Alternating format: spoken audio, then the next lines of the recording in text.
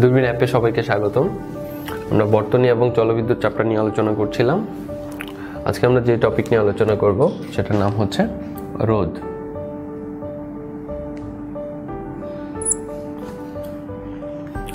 রোধকে ফার্স্টে কি দিয়ে লেখা হয় আমরা জানি, আর দিয়ে। তারপর এটার ইউনিটটা আমরা জেনে নিই। ইউনিটটা হবে কি ওম। এটাকে কি বলা হচ্ছে? ইংরেজিতে লিখলে ওম, বাংলাতে লিখলে ওহম। ওকে, তো এই রোধ জিনিসটা কি সেটার জন্য আমাদের একটা ফিগার আঁকিও।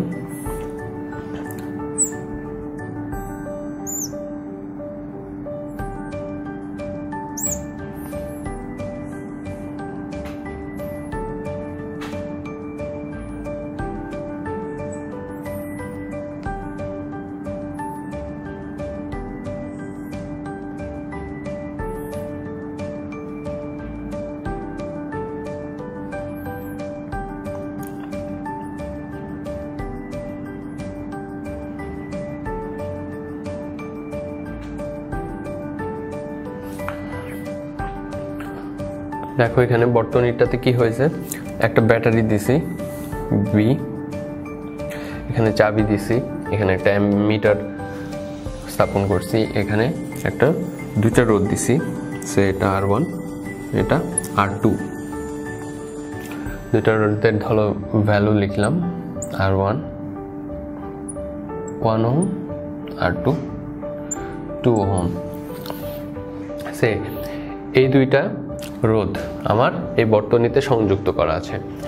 তো এই রোধটা কি আমি বলতেছি যে একটা বিভব পার্থক্য, সেটা কি হবে, নিম্ন বিভব থেকে সবসময় উচ্চ বিভবের দিকে যাবে। রোধ সবসময় কি নিম্ন বিভব থেকে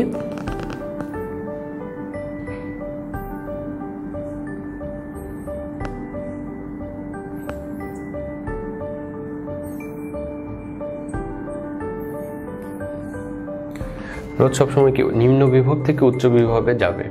তো নিম্ন বিভব থেকে উচ্চ বিভবে যাওয়ার সময় কি হবে, এখানে একটু বাধাপ্রাপ্ত হচ্ছে, কারণ কি এখানে দুইটা রেজিস্ট্যান্স আছে, একটাতে কম একটাতে বেশি।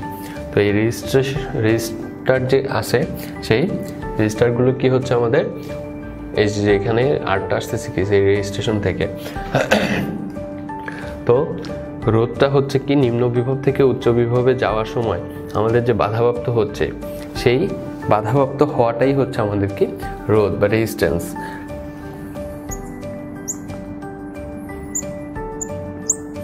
এই জন্য এটাকে আমরা বলতেছি রেজিস্ট্যান্স, মানে সে হলো আমাদেরকে গতিপথে বাধা দিচ্ছে। এই জিনিসটাই হলো আমাদের রোধ। এ হলো বেসিক ধারণা রোধ সম্পর্কে। পরবর্তী লেকচার দেখার জন্য সবাইকে স্বাগতম।